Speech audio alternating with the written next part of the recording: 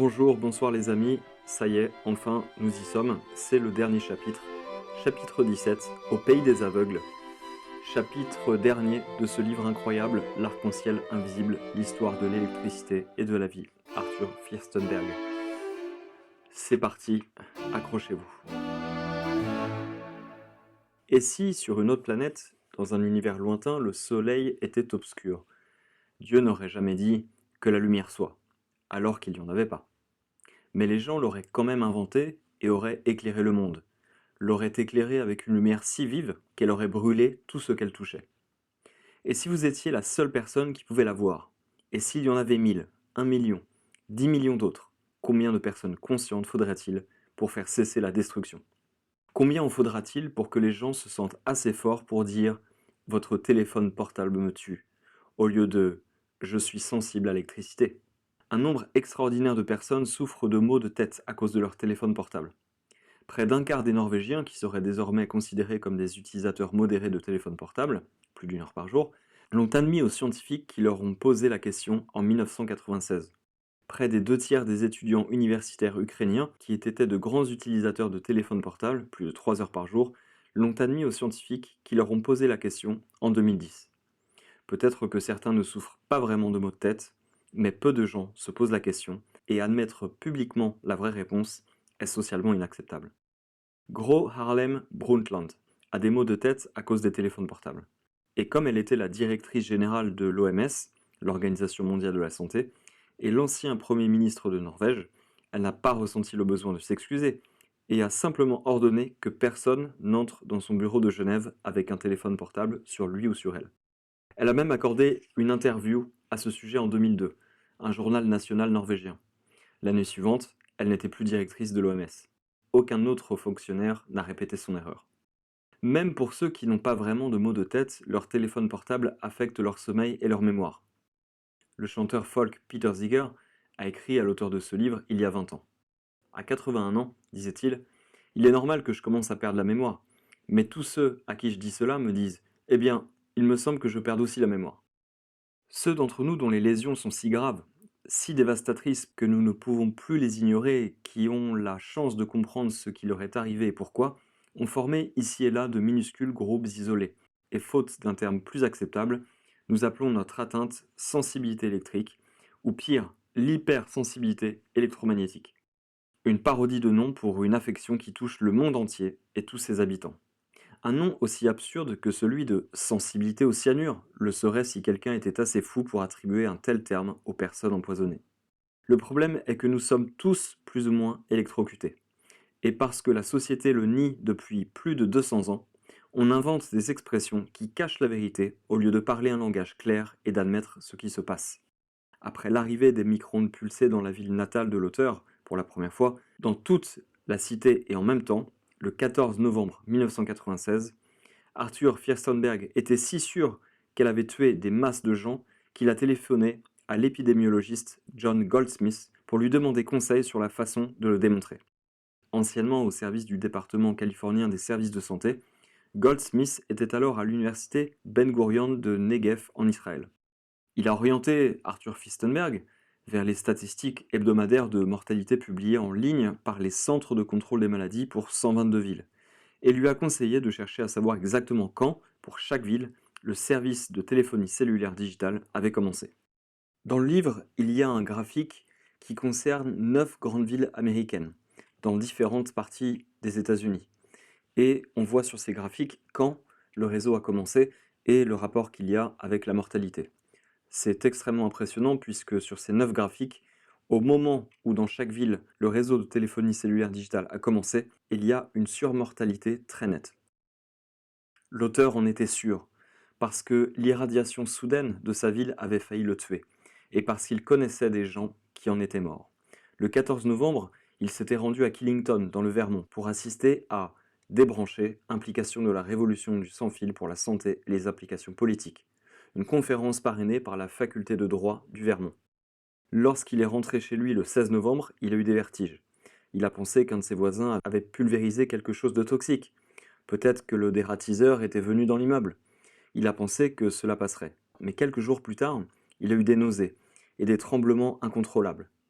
Il a eu sa première crise d'asthme de sa vie. Il avait l'impression que ses globes oculaires étaient exorbités, que sa gorge gonflait, ses lèvres étaient sèches, grosses et bouffies. Il sentait une pression dans sa poitrine et la plante de ses pieds lui faisait mal. Il est devenu si faible qu'il ne pouvait pas soulever un livre. Sa peau est devenue si sensible qu'il ne supportait pas qu'on le touche. Sa tête grondait comme un train de marchandises. Après le 20 novembre, il n'a plus dormi. Il ne pouvait pas manger. Dans la nuit du 22 novembre, son larynx a eu des spasmes et il ne pouvait plus ni inspirer ni expirer. Le matin, il a pris son sac de couchage, il a pris le train de Long Island et il a quitté la ville. Son soulagement était incroyable. Il a appris que le 14 novembre, alors qu'il était dans le Vermont, OmniPoint Communications, la première société de téléphonie mobile de New York, avait commencé à commercialiser ses services au public. Des milliers d'antennes sur les toits de 600 sites étaient opérationnelles. Les New-Yorkais vivaient désormais à l'intérieur d'un ordinateur. Il a comparé ses notes avec celles de quelques amis. Ensemble, ils ont dressé une liste de symptômes et ils ont publié la petite annonce suivante dans un journal local.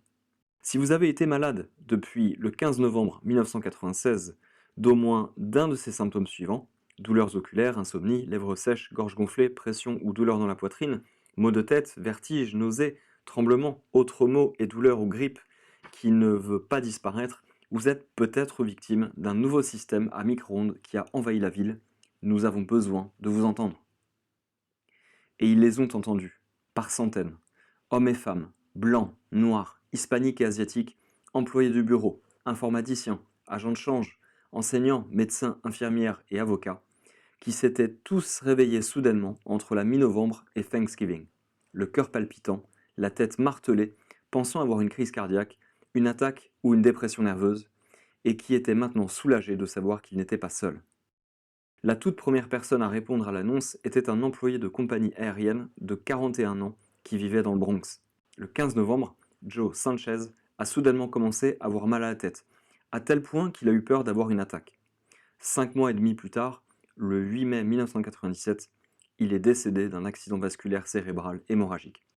Pendant les 2 années suivantes, sans relâche, Janet Ostrowski, une infirmière qui a travaillé dans un cabinet de médecins de famille à Manhattan, puis à Long Island, a vu un flot constant de patients atteints du syndrome viral qui se caractérise généralement par des maux de tête insoutenables, des douleurs aux oreilles, un gonflement des glandes du cou, une congestion nasale dont ils ne pouvaient se débarrasser, des douleurs faciales, des maux de gorge, de la fatigue et parfois une profonde déshydratation. Aucune grippe ne dure une année entière, nous a dit Madame Ostrowski. Elle a également remarqué que la majorité de ces patients ne répondaient soudainement plus aux médicaments. J'ai fait du triage dans différentes salles d'urgence de la région des 3 États au cours de mes 25 années de travail d'infirmière, a-t-elle déclaré. Ce qui était auparavant stabilisé par des médicaments de routine, que ce soit l'hypertension, le diabète ou autre, semble maintenant se déstabiliser facilement et ne pas répondre aux médicaments courants. Elle a constaté une augmentation considérable du nombre de personnes se plaignant de stress et d'anxiété, dont beaucoup, dans la trentaine et la quarantaine, ont subi des changements cardiaques détectés lors d'un électrocardiogramme de routine. Officiellement, cette épidémie de grippe nord-américaine a débuté en octobre 1996 et a duré jusqu'en mai 1997. L'organisation que l'auteur Arthur Fistenberg a créée en 1996, appelée Cellular Phone Task Force, s'efforce de servir une population croissante de blessés. Et le titre du magazine qu'il a publié pendant 5 ans, No Place to Hide, nulle part où se cacher, est devenu réalité. Say to countryside goodbye, when even healthy people die. Dis adieu à la campagne, quand même les bien portants meurent. Cela a été écrit par Ole Johansson, le spécialiste de la sensibilité électrique en Suède et l'une des plus grandes autorités mondiales en matière de maladies et de blessures liées à l'électricité. L'ancienne croyance selon laquelle on peut échapper à la civilisation si l'on s'en éloigne suffisamment n'est plus vraie, car les rayonnements passifs ne proviennent plus seulement des téléphones portables, du Wi-Fi et d'autres appareils personnels. Les tentacules invisibles de la civilisation, sous la forme d'antennes relais, d'installations radars et d'antennes paraboliques bidirectionnelles, ont rendu les radiations omniprésentes. Impossible d'y échapper, quelle que soit la distance à parcourir et la quantité de terrain acquis. Et même si vous trouvez l'un des derniers sanctuaires protégés, il peut être détruit en un instant, de manière invisible et sans avertissement. Il n'y a pas de protection. Au contraire, des lois ont été passées pour empêcher les citoyens de se protéger ou les élus de faire quoi que ce soit contre ces radiations. Mais personne n'est à l'abri.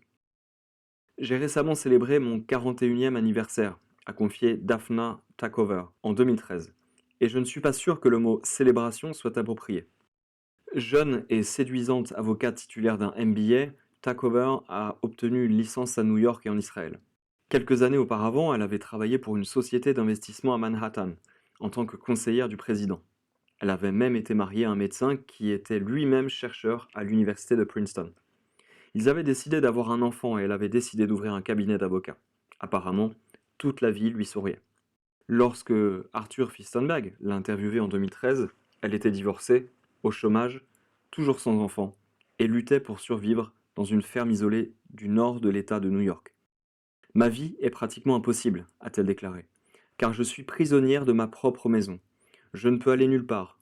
Je ne peux même pas marcher dans la rue et conduire en ville. Je ne peux pas travailler, ni être en présence d'autres personnes. Je ne peux pas prendre l'avion, voyager, aller au restaurant ou dormir dans un hôtel. Je ne peux pas avoir accès à un médecin, à un hôpital, ni même aller au tribunal pour faire valoir mes droits qui sont bafoués. Lorsque j'ai dû déménager, je ne pouvais pas chercher une maison toute seule, car il est devenu impossible de conduire sur des routes saturées d'antennes et des voitures équipées de systèmes sans fil. Mon père a dû venir d'Israël pour m'aider et après 2 mois de recherche et 500 maisons visitées, j'ai trouvé une seule maison que je pouvais tolérer. Le voisin le plus proche se trouve à 300 mètres. Une telle distance est nécessaire pour ne pas être affecté par le Wi-Fi, les téléphones sans fil et autres gadgets du voisin. La réception des téléphones portables est mauvaise et une seule station de base émet des radiations. Je vis dans une cabane isolée dans les bois et ma seule sortie vers la civilisation est un voyage mensuel pour acheter des provisions. Souvent, je ne suis même pas assez bien pour le faire et je dépends de mes amis pour m'acheter de la nourriture. Comme je ne peux pas travailler et que mon argent est presque épuisé, je ne sais pas comment je vais survivre financièrement. Et avec la généralisation des compteurs intelligents, bientôt il n'y aura plus une seule maison dans laquelle je pourrai vivre. C'est très frustrant de savoir que sans ces radiations, je peux mener une vie normale et bien remplie, mais à cause de cela, je suis contrainte à une existence absurde. Takover était une utilisatrice de téléphone portable habituée à ne pas avoir de ligne fixe et à passer des heures sur son téléphone portable et devant son ordinateur sans fil. Mon ordinateur portable était mon meilleur ami, dit-elle. J'ai été l'une des premières à acheter une connexion Internet sans fil pour mon ordinateur portable afin d'assurer mon accès à Internet partout où j'allais. Finalement, comme tant d'autres personnes, elle a été agressée par un nouvel ordinateur portable qu'elle avait acheté pour le cabinet d'avocats qu'elle lançait. Chaque fois que j'utilisais cet ordinateur, je sentais une pression dans ma poitrine, le battement rapide de mon cœur, des difficultés à respirer, des vertiges, une pression dans la tête. Mon visage devenait rouge et chaud et j'avais la nausée. J'avais des problèmes cognitifs bizarres. Je ne trouvais pas mes mots et quand mon mari me parlait, 5 minutes plus tard, je ne m'en souvenais plus. J'étais soudain incapable de toucher mon téléphone portable et si je le mettais près de ma tête, j'avais l'impression que quelqu'un perçait mon cerveau. La première mesure qu'elle a prise a été de rentrer chez elle en Israël pour recouvrer la santé. C'était un choix malheureux, a-t-elle déclaré. Le premier jour, mon corps s'est effondré. Pendant que je conduisais, j'ai ressenti une douleur atroce. J'ai levé les yeux et quand j'ai vu des rayures blanches sur le toit du centre commercial, et quand j'ai demandé à ma mère ce que c'était, elle m'a dit que c'était des antennes de téléphone mobile. Jusqu'à ce moment, je ne savais pas que je percevais les antennes. J'avais les larmes aux yeux et tout ce que je pouvais dire c'était pour l'amour de Dieu, il y a des enfants qui grandissent ici. À partir de ce moment, mon état s'est rapidement dégradé et ma vie est devenue un cauchemar. Je ne pouvais plus dormir et la douleur était insupportable. De retour à New York, Daphna Takover a passé des mois à vivre dans sa voiture. Je ne pouvais pas vivre dans mon appartement, je ne pouvais pas trouver de maison et je passais mes journées à essayer désespérément de trouver un endroit sans radiation où garer ma voiture. La nuit, je garais ma voiture dans des parkings et je couvrais les fenêtres avec des draps et des tissus sombres pour que les gens ne me voient pas. Malheureusement, l'expérience de Takover est très courante et le devient de plus en plus. Bien qu'elle concentre désormais ses efforts en tant qu'avocate à tenter de faire valoir les droits humains et civils fondamentaux de ceux que l'on qualifie d'électrosensibles, Takover sait que le véritable problème est bien plus important. Les humains sont des êtres électriques, dit-elle, et il n'y a aucun mécanisme dans le corps humain qui le protège des rayonnements.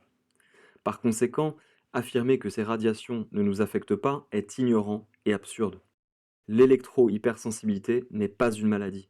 C'est une affection induite par l'environnement artificiel, à laquelle personne n'est immunisé. Je veux croire que le jour où l'ampleur de cette catastrophe sera révélée n'est pas loin. Ignorer les faits et la réalité ne change rien, et ignorer un problème est une garantie d'aggravation de son ampleur. Ole Johansson, qui a fait partie pendant des décennies du corps enseignant du célèbre institut Karolinska, c'est l'institut qui décerne chaque année le prix Nobel de médecine, il s'est intéressé pour la première fois aux effets des rayonnements micro-ondes en 1977, lorsqu'il a entendu un exposé sur la perméabilité de la barrière hémato-encéphalique lors d'une conférence en Finlande. Il a commencé à étudier le problème des éruptions cutanées chez les informaticiens au début des années 1980 après avoir entendu une émission de radio de Kasia Vedin. Vedin, qui a plus tard écrit In the Shadow of a Microchip, dans l'ombre d'une puce électronique, c'est une analyse des risques professionnels du travail sur ordinateur, il a demandé une expertise en neurologie. En tant que neuroscientifique, dit Johansson, je pensais être assez familier avec le sujet et je croyais fermement que les questions qu'elle voulait mettre en lumière, en utilisant le répertoire conventionnel des outils scientifiques, devaient être facilement étudiées. Je n'ai pas du tout réalisé que d'autres organisations ne voulaient pas que de telles études soient lancées, mais j'ai très vite compris que ces études très claires, simples et évidentes, proposées par Kasia Vedin, seraient très, très difficiles à démarrer. Pour moi, se souvient-il, il a été immédiatement clair que les personnes qui se plaignaient de réactions cutanées après avoir été très fortement exposées à des écrans d'ordinateur pouvaient réagir de manière très spécifique et avoir une réaction d'évitement tout à fait justifiée, surtout si l'agent provocateur était un rayonnement et ou des émissions chimiques, comme c'est le cas si vous avez été exposé par exemple à des rayons solaires, des rayons X, de la radioactivité ou des odeurs chimiques. Très vite cependant, différents collègues cliniciens ont avancé un grand nombre d'autres explications à la mode, à savoir que les personnes se plaignant de dermatite des écrans ne faisaient que simuler cette situation, ou qu'elles souffraient d'aberrations psychologiques post-ménopause, ou qu'elles étaient âgées, ou avaient une formation scolaire sommaire, ou étaient victimes du conditionnement pavlovien classique. Curieusement, la plupart des experts autoproclamés qui ont proposé ces explications n'avaient eux-mêmes jamais rencontré quelqu'un souffrant de dermatite des écrans et n'avaient jamais fait de recherche sur les modèles explicatifs qu'ils proposaient. Lorsque Johansson a contacté Vedin pour la première fois, il ne connaissait pas personnellement de personnes souffrant de dermatite des écrans, mais il a rapidement appris qu'elles étaient disséminées tout autour de lui. Il a appris que les éruptions cutanées n'étaient que les manifestations les plus visibles d'une déficience dévastatrice et que l'exposition non seulement aux écrans d'ordinateur mais aussi à d'autres sources de rayonnement, et même à l'électricité ordinaire, pouvait gravement endommager le cœur, le système nerveux et d'autres systèmes du corps. Après toutes ces années, dit-il, aujourd'hui, je communique régulièrement avec des milliers de ces personnes, réparties dans le monde entier, et provenant de tous les milieux de vie. Rien ne vous protège de cette déficience fonctionnelle, ni les prises de position politique, ni vos revenus, ni le sexe, la couleur de la peau, l'âge, l'endroit où vous vivez, ou ce que vous faites pour gagner votre vie. Tout le monde peut être touché.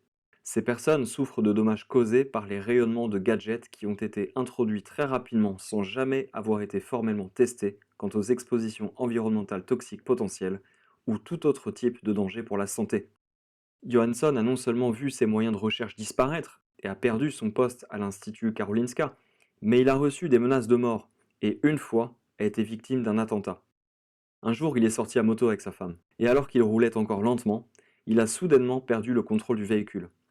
27 rayons de la roue arrière avaient été sciés proprement, si professionnellement qu'il était impossible de le voir. Fürstenberg a demandé à Johansson ce qui le faisait tenir bon. Et Johansson a commencé à parler à l'auteur de la vie des personnes dites sensibles à l'électricité. La vie des personnes électro-hypersensibles est le plus souvent un enfer, a-t-il déclaré. Je me suis très vite rendu compte que le très célèbre filet de sécurité sociale suédois ne les prenait pas dans ses bras, mais les laissait tomber et s'écraser. Cela a beaucoup perturbé Johansson. L'électro-hypersensibilité était devenue un modèle du monde démocratique, ou plutôt un modèle de la façon dont les démocraties ne protègent pas leurs citoyens. Il n'était et n'est pas difficile de s'imaginer dans une telle situation. Aujourd'hui, une personne est électro-hypersensible, mais qu'en sera-t-il demain? Qui sera alors un exclu? Moi-même? Vous? Qui? Les électro-hypersensibles sont devenus une sorte de parias médicaux, confrontés à des difficultés non partagées par le reste de la collectivité. Un tableau très effrayant. N'importe qui, en tant qu'être humain, aurait été aussi affecté par ce dont j'ai été témoin à maintes reprises. En même temps, une autre facette s'est également développée chez moi. Les personnes électro-hypersensibles, la plupart d'entre elles, sont en fait très fortes. Elles doivent subir des harcèlements de toutes sortes de la part de la société, des médecins, des scientifiques, des experts, des politiciens, des fonctionnaires, de leurs proches, etc. Et tout cela rend leur peau mentale très dure. Je les admire beaucoup. Je sais que je ne serai jamais capable de supporter constamment des coups aussi immenses. Qu'est-ce qui me fait avancer? Il faut se concentrer sur la mission. Céder et passer à un autre domaine laisserait ces personnes sans aucun espoir. En tant que scientifique pour le gouvernement, je suis censé travailler pour les personnes dans le besoin, pas pour ma carrière professionnelle. Lorsque j'ai grandi dans les années 1950 et 1960 en Suède, ma famille était très pauvre. J'ai alors appris la valeur d'une main tendue, prête à vous soutenir et à vous aider. Une telle leçon ne s'oublie jamais. C'était donc les propos du scientifique suédois Ole Johansson. C'est O2LE Johansson. Le docteur Erika Mallory Blythe est une médecin engagée, née en Angleterre, qui possède la double nationalité britannique et américaine, et qui a également consacré sa vie à ce problème, l'ayant vécu de près. Après avoir obtenu son diplôme de médecine en 1998, elle a travaillé dans des hôpitaux d'Angleterre, devenant formatrice en médecine traumatologique. Finalement, elle a dû renoncer à utiliser aussi bien son ordinateur que son téléphone. À ce moment-là, elle ne dormait plus et avait développé une arythmie cardiaque et de graves tremblements, en plus des vertiges et des maux de tête qui la tourmentaient. Mais tout ce qu'elle a lu sur Internet l'a rassurée en lui indiquant qu'elle n'allait pas attraper un cancer avec son téléphone portable, sans qu'elle puisse situer son expérience dans le contexte médical qu'on lui avait enseigné. Elle a finalement entendu le terme hypersensibilité électromagnétique après la naissance de sa fille, mais n'en a pas saisi la gravité. Comment peut-il y avoir une maladie si importante dont je n'ai jamais entendu parler? Se demandait-elle. Ce n'est que lorsqu'elle a passé un IRM pour éliminer la possibilité d'une tumeur cérébrale qu'elle a finalement réalisé que sa vie avait été définitivement, radicalement modifiée. Car lorsque l'impulsion haute fréquence de l'IRM a été activée, elle a vu 1 million de grains de sable doré exploser et a eu un sentiment de désastre imminent. La dernière pièce du puzzle est tombée en place lorsqu'elle et son mari ont découvert un camping isolé au bord de la vallée de la mort où il n'y avait ni Wi-Fi ni réception de téléphone portable. Le soulagement était incroyable, dit-elle. Pour la première fois depuis longtemps, elle se sentait complètement bien et tout à fait normale. Mais comme pour Daphna Takover, et comme pour tant d'autres personnes dans le monde, la vie était désormais impossible. Madame Mallory Blythe et son mari ont quitté leur maison et ont commencé à camper dans des tentes ou à dormir à l'arrière de leur voiture. Elle décrit cette situation comme vivre comme des réfugiés de guerre. Elle ne pouvait pas entrer dans un supermarché ou une station-service sans se retrouver paralysée. Vous ne pouvez pas faire les choses de base dont vous avez besoin pour vivre. On a presque l'impression que l'on va se réveiller, comme si c'était une sorte de cauchemar bizarre. Le fait qu'il devait cacher la vérité de ce qui se passait à toutes les personnes qu'il connaissait et rencontrait était presque pire que les difficultés physiques.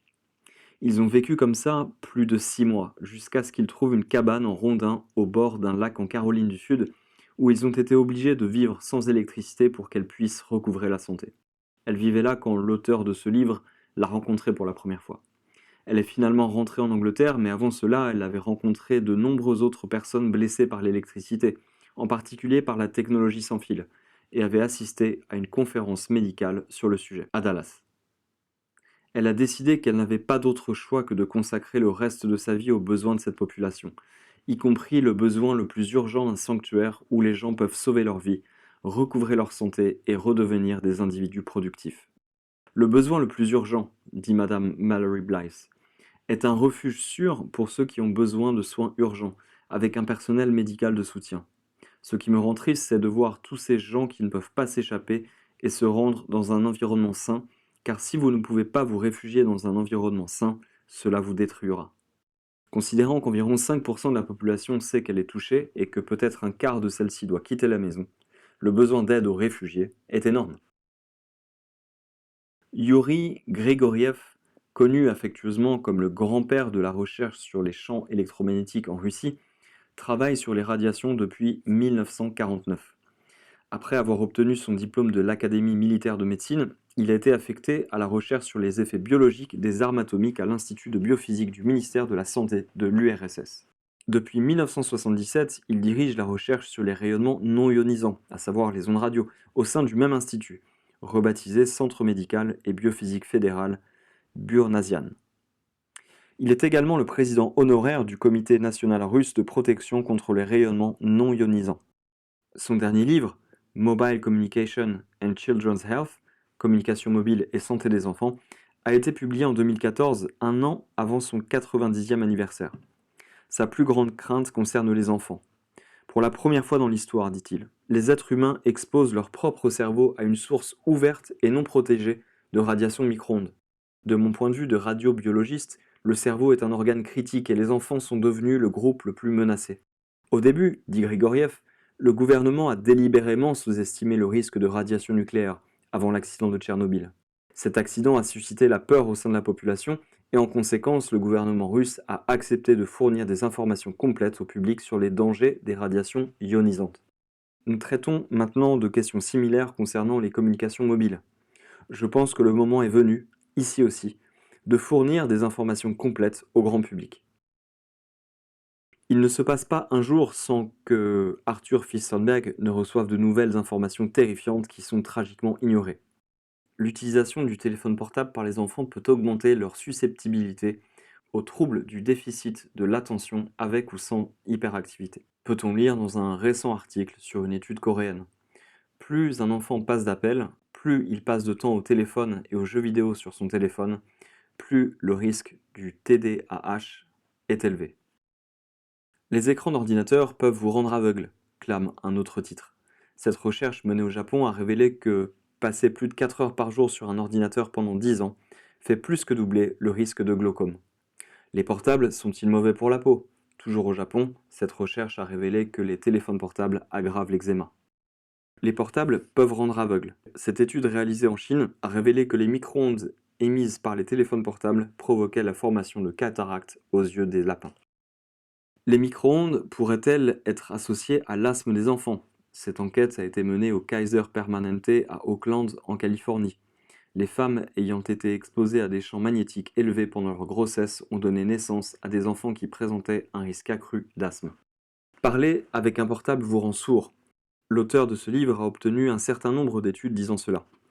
Des équipes de chercheurs de l'université de Dicle en Turquie, d'un hôpital de Chandigarh en Inde et de l'université de Malaisie à Kuala Lumpur ont constaté qu'une utilisation intensive du téléphone portable est associée à une perte auditive permanente.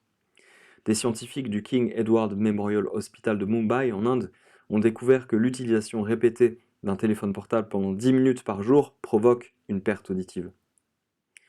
Des recherches menées à l'université de Southampton en Angleterre ont montré que même une seule courte exposition à un téléphone portable provoque une perte auditive temporaire. Les portables sont maintenant corrélés à Alzheimer. Une équipe de scientifiques suédois, dirigée par le neurochirurgien Leif Salford, a prouvé à la fin des années 1990 qu'un téléphone portable perturbe la barrière hémato-encéphalique des rats de laboratoire dans les 2 minutes suivant l'exposition. Lorsqu'ils ont réduit la puissance du téléphone d'un facteur de 1000, l'équivalent d'une personne tenant un téléphone à plusieurs décimètres de sa tête, les dommages augmentaient. En 2003, ils ont prouvé qu'une seule exposition de 2 heures provoque des lésions cérébrales permanentes. Ils ont exposé des rats âgés de 12 à 26 semaines à un téléphone portable ordinaire une seule fois pendant 2 heures. Ils ont attendu 8 semaines avant de les sacrifier et d'examiner leur cerveau. Comme les adolescents humains, ces rats avaient des cerveaux encore en développement. Chez les animaux qui avaient été exposés une seule fois à un téléphone portable, jusqu'à 2% des neurones de toutes les régions du cerveau étaient rétrécis et dégénérés. Salford a qualifié les implications potentielles de terrifiantes. En 2007, ils ont chroniquement exposé des rats à raison de 2 heures une fois par semaine pendant 55 semaines, à partir de leur adolescence. À la fin de l'expérience, les rats exposés, désormais d'un âge moyen, présentaient des déficits de mémoire. Pour imiter l'utilisation du téléphone portable par de très jeunes enfants, des scientifiques en Turquie ont fait des expériences sur des rats âgés de 8 semaines. Dans leur étude publiée en 2015, ils ont exposé les animaux à un rayonnement semblable à celui des téléphones cellulaires durant 1 heure par jour pendant un mois, puis ont examiné une zone particulière du cerveau appelée l'hippocampe, qui est impliquée dans l'apprentissage et la mémoire.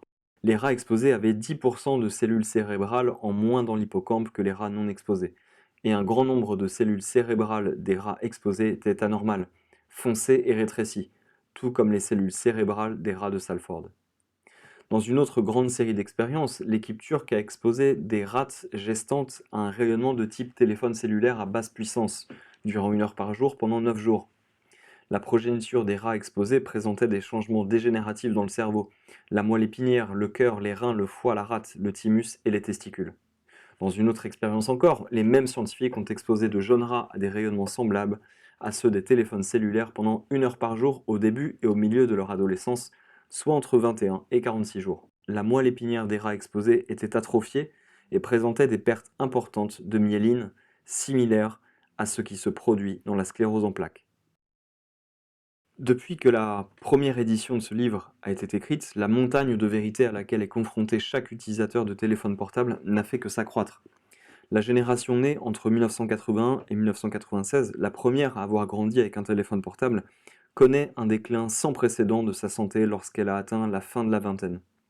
Le 24 avril 2019, la compagnie d'assurance maladie américaine Blue Cross Blue Shield a publié un rapport intitulé La santé des milléniaux.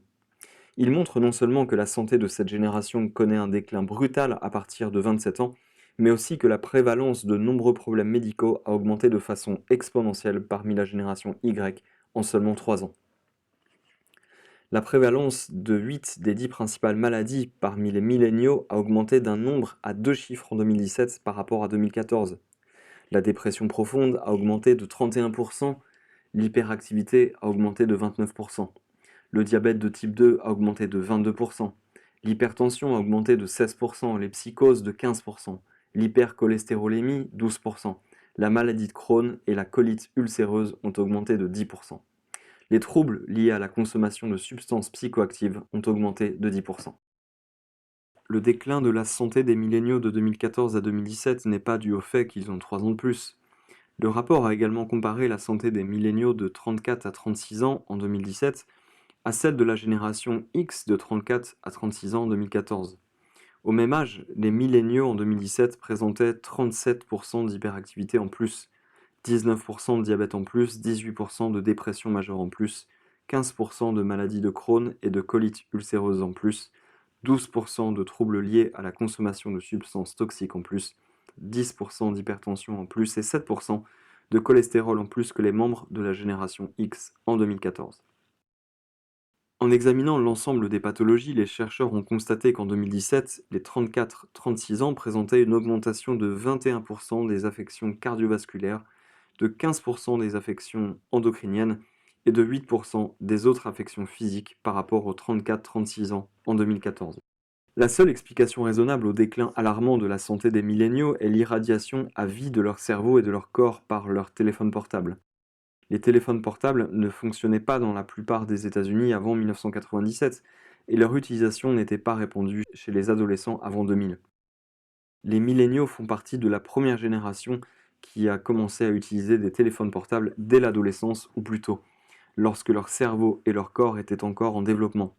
Les personnes ayant entre 34 et 36 ans en 2017 avaient entre 17 et 19 ans en 2000. Les personnes âgées de 34 à 36 ans en 2014 étaient âgées de 20 à 22 ans en 2000.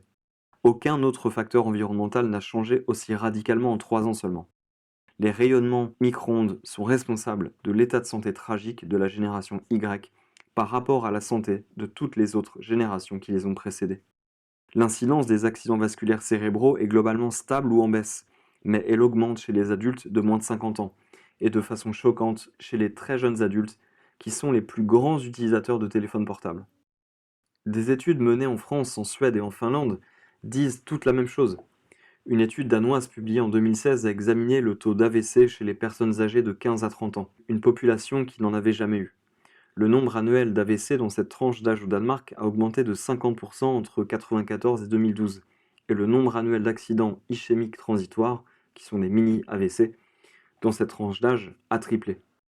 Les téléphones portables ont été commercialisés en Europe 3 ans plus tôt qu'en Amérique. Les femmes de 20 à 30 ans qui portent leur téléphone portable dans leur soutien-gorge sont atteintes d'un type particulier de cancer du sein directement sous l'endroit où elles gardent leur téléphone. Les taux de prothèses de la hanche ont grimpé en flèche depuis que les téléphones portables ont commencé à se mettre dans les poches de pantalon. Entre 2000 et 2010, le nombre annuel de prothèses de hanche aux États-Unis a plus que doublé, et ce taux chez les personnes âgées de 45 à 54 ans a plus que triplé. Le taux de cancer du côlon chez les Américains âgés de 20 à 54 ans, qui était en baisse depuis des décennies, a commencé à augmenter soudainement en 1997. La hausse a été la plus forte et a commencé le plus tôt chez les personnes âgées de 20 à 29 ans. Le taux de cancer du côlon chez les jeunes hommes et femmes âgés de 20 à 29 ans a doublé entre 1995 et 2013.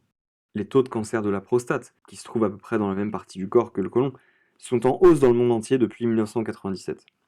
Le nombre de cas de cancer de la prostate chez les Suédois âgés de 50 à 59 ans est resté stable pendant des décennies jusqu'en 1996 et a été multiplié par 9 entre 1997 et 2004.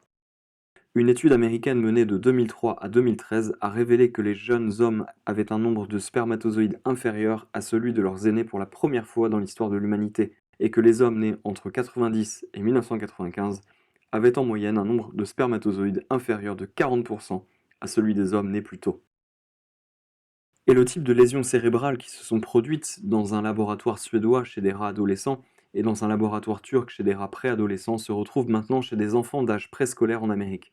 Non seulement les scientifiques du centre médical de l'hôpital pour enfants de Cincinnati ont constaté que les enfants passaient le plus de temps par jour sur un appareil sans fil, avaient moins de bonnes aptitudes en matière de langage et d'alphabétisation, mais les IRM des enfants montraient des dommages structurels occasionnés sur la substance blanche de leur cerveau.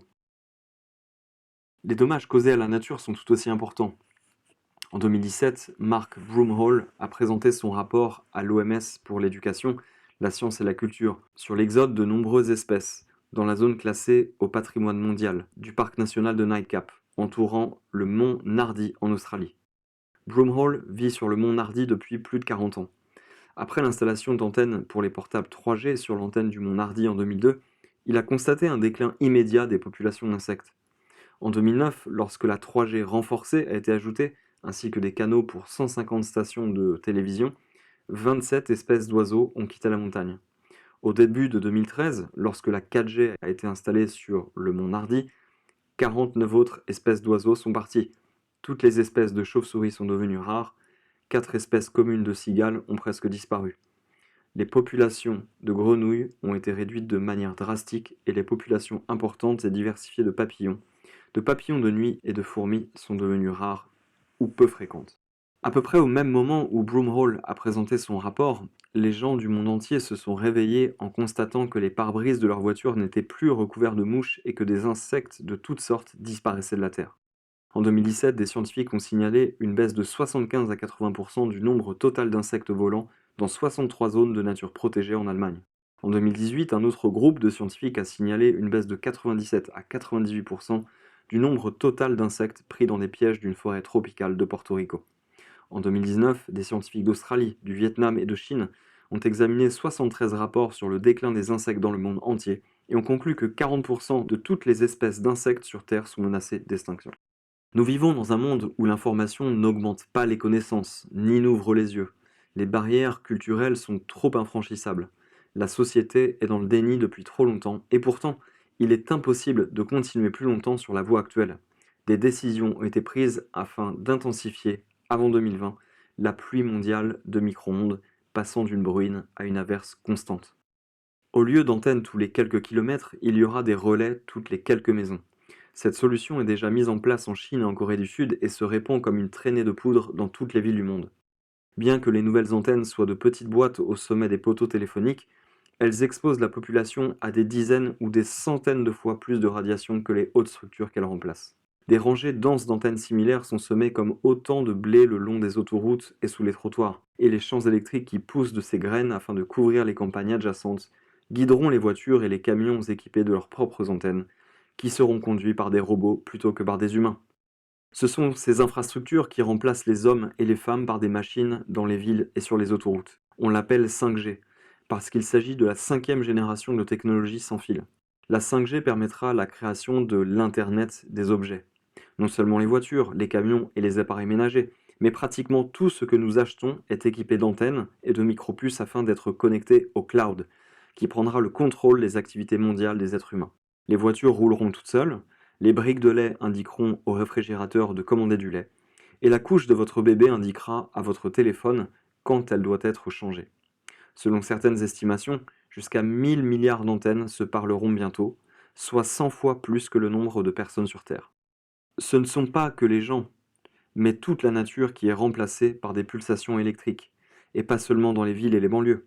Les ondes radio remplacent les aigles et les faucons dans les parcs nationaux et les zones de nature sauvage, les poissons et les baleines dans les océans de notre planète, et les pingouins et les manchots en Antarctique et au Groenland où la glace fond en smog électrique. 4 milliards de personnes, voyez-vous, n'ont toujours pas ou peu accès à Internet. Le remède à cette carence est désormais à portée de main grâce à des ballons, des drones ou des satellites depuis l'espace. L'humanité souhaite maintenant et est capable de tenir enfin la promesse initiale du télégraphe, exprimée pour la première fois il y a un siècle et demi. L'espace et le temps sont sur le point d'être complètement anéantis. Mais cette promesse est le cheval de Troie ultime, contenant en lui une menace insoupçonnée, l'anéantissement ou l'appauvrissement gravissime de la vie elle-même. Insoupçonnée, c'est-à-dire par ceux qui ne peuvent pas encore voir ce qui se passe.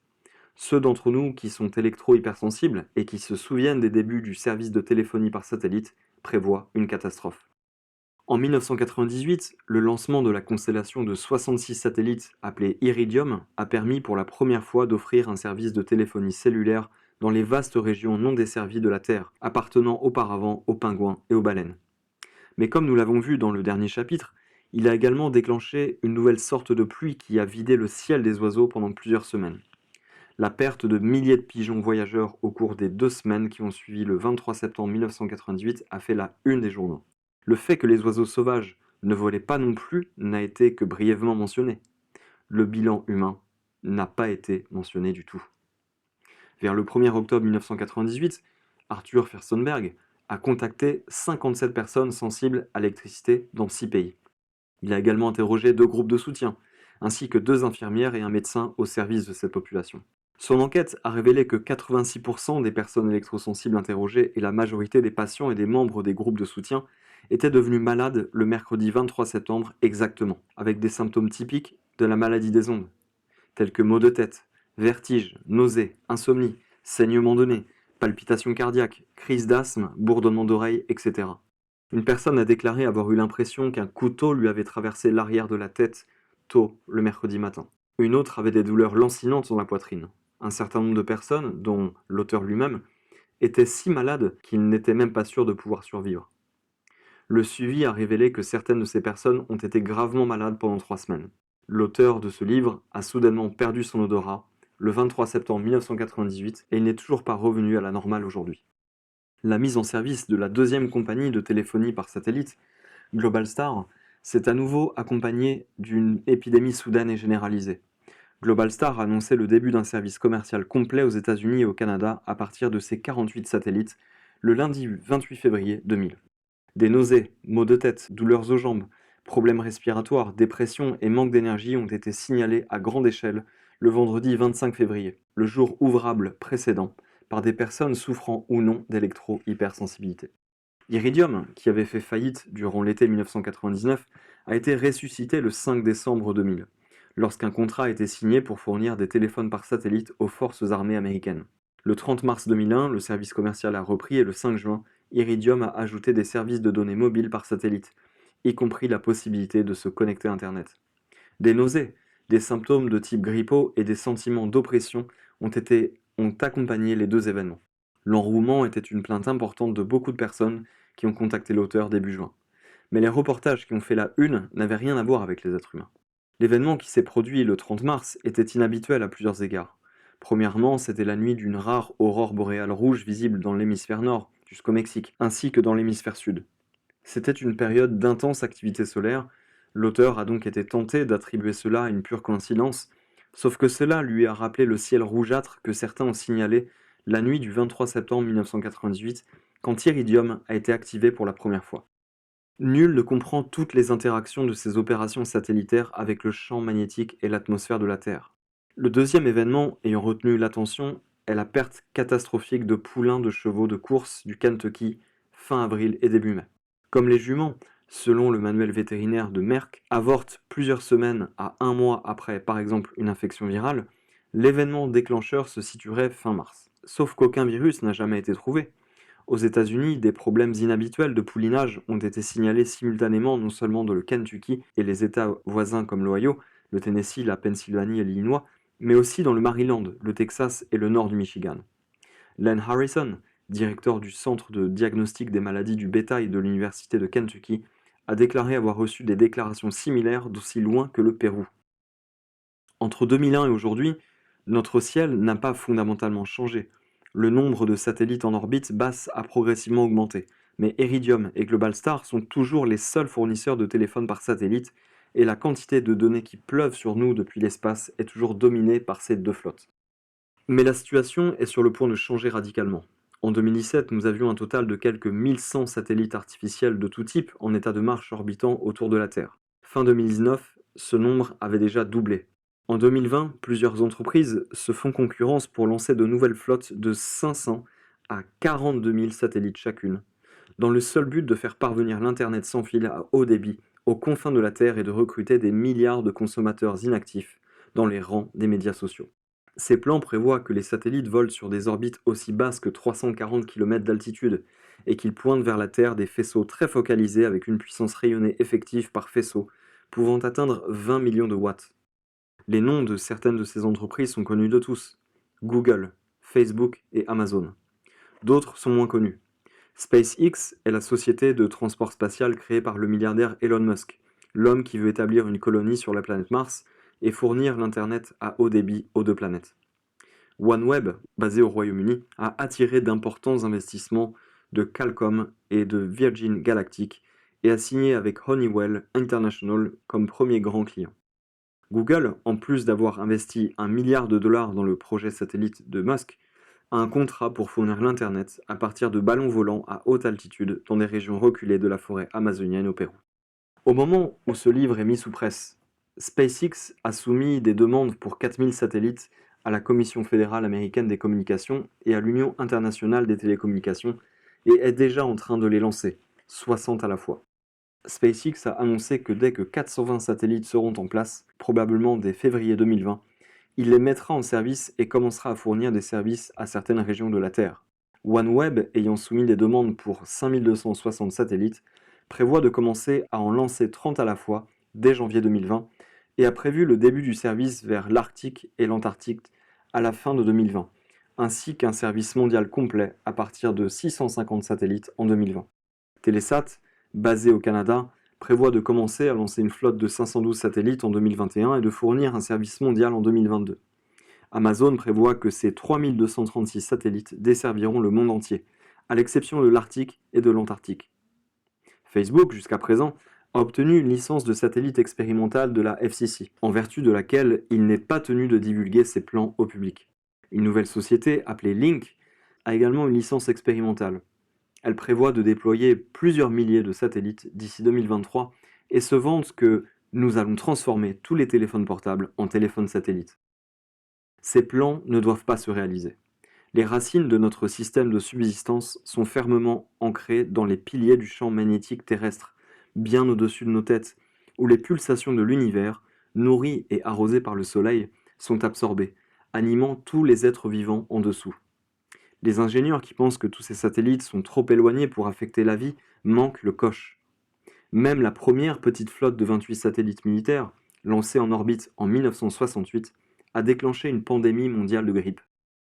Le rayonnement direct n'est qu'une partie du problème. Les satellites ont un effet profond, comme nous l'avons appris au chapitre 9, car ils sont déjà dans la magnétosphère terrestre. Contrairement aux radiations des antennes terrestres, qui sont fortement atténuées lorsqu'elles atteignent l'espace, les rayonnements des satellites exercent toute leur force sur la magnétosphère, où ils sont démodulés et amplifiés par des mécanismes mal compris. Non seulement tous ces satellites seront situés dans la magnétosphère, mais la plupart seront situés dans la ionosphère qui est la partie inférieure de la magnétosphère. La ionosphère, comme nous l'avons appris au chapitre 9, est chargée à une moyenne de 300 000 volts et fournit l'énergie nécessaire au circuit électrique planétaire.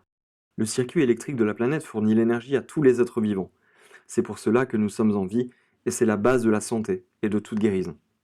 Tous les praticiens de la médecine orientale le savent, sauf qu'ils appellent cette énergie chi ou ki. Elle coule du ciel vers la terre et circule dans nos méridiens et nous procure la vie. C'est l'électricité. Vous ne pouvez pas contaminer le circuit électrique universel avec des millions de signaux électroniques pulsés et modulés sans détruire toute vie. La raison pour laquelle la vision technologique échoue est fondamentale. Elle perpétue l'erreur que nos ancêtres ont commise en 1800, la terrible décision de traiter l'électricité comme un élément extérieur, une bête étrange qui opère en dehors des lois de la nature. Nous ne reconnaissons l'existence de l'électricité que dans la mesure où elle fonctionne pour nous, sinon nous prétendons qu'elle n'existe pas. Nous ignorons l'avertissement émis en 1748 par Jean Morin, selon lequel l'exploitation de l'électricité est une ingérence dans la vie. Nous prétendons, contrairement à toutes les preuves scientifiques, qu'il existe un niveau d'explosion sûr et que les autorités établissent les normes de sécurité à un niveau suffisamment bas. Nous pouvons avoir nos stations radars, nos écrans d'ordinateur et nos téléphones portables sans en subir les conséquences. Nous oublions les admonitions de Ross Hadey, le grand-père du bioélectromagnétisme, et du physicien de l'atmosphère Neil Cherry, selon lesquels nous sommes électriquement adaptés au monde qui nous entoure et que le niveau d'exposition sûr aux ondes radio est de 0. Ces projets de satellites ont précipité les efforts urgents pour éduquer le monde. En 2009, une coalition internationale s'est formée, dont la mission est de sensibiliser le monde entier aux questions abordées dans ce livre. Au moment de sa rédaction, l'Alliance internationale des champs électromagnétiques collabore avec 121 organisations de 24 pays. L'Union mondiale contre le déploiement de radiation depuis l'espace s'est formée en 2015. Sa mission est de prévenir la pluie planifiée d'Internet provenant de satellites, drones et ballons. En 2019, un appel international pour stopper la 5G sur Terre et dans l'espace a recueilli les signatures de milliers d'organisations et de centaines de milliers d'individus de 202 pays et territoires. Des scientifiques, médecins, ingénieurs, infirmières, psychologues, architectes, constructeurs, vétérinaires, apiculteurs et autres personnes de presque toutes les nations ont signé cet appel, et des préparatifs sont en cours pour le remettre à tous les gouvernements du monde. En 2014, le médecin japonais Tetsuharu Shinyo a publié une étude avant-après qui laisse augurer de la direction dans laquelle le monde doit aller. Il a évalué la santé des résidents d'un immeuble d'appartements à Okinawa, sur le toit duquel des antennes de téléphonie mobile fonctionnaient depuis plusieurs années. 122 personnes, représentant 39 des 47 appartements, ont été interrogées et examinées. Avant le retrait des antennes, 21 personnes souffraient de fatigue chronique, 14 de vertige, ou de la maladie de Ménière, 14 de maux de tête, 17 de douleurs, sécheresse ou infections oculaires répétées, 14 d'insomnie, 10 de saignement de nez chronique. 5 mois après le démontage des antennes, personne dans le bâtiment ne souffrait de fatigue chronique. Plus personne ne saignait du nez. Personne n'avait de problèmes oculaires. Seules 2 personnes souffraient encore d'insomnie. Une personne souffrait encore de vertige. Une autre encore avait des maux de tête. Les cas de gastrite et de glaucome ont été résolus. Comme les habitants de ce bâtiment avant la suppression des antennes, la majorité des gens dans le monde aujourd'hui ne savent pas que leurs maladies aiguës et chroniques sont en grande partie causées par la pollution électromagnétique. Ils ne se parlent pas de leurs problèmes de santé et ignorent que ceux-ci sont partagés par beaucoup de leurs voisins. À mesure que la prise de conscience se propagera, il deviendra acceptable de s'adresser à son voisin en lui demandant d'éteindre son téléphone portable ou de débrancher son Wi-Fi. Et ce sera le début de la reconnaissance d'un problème vieux de plus de 2 siècles. C'est un problème qui oppose l'apparente commodité de vie, la puissance illimitée au bout des doigts que nous apporte la technologie électrique, aux effets inévitables et irréversibles de cette même technologie sur le monde naturel dont nous faisons partie. L'urgence actuelle en matière de droits de l'homme, qui touche déjà peut-être 100 millions de personnes dans le monde, et l'urgence environnementale qui menace d'extinction tant d'espèces végétales et animales, doivent être affrontées les yeux ouverts.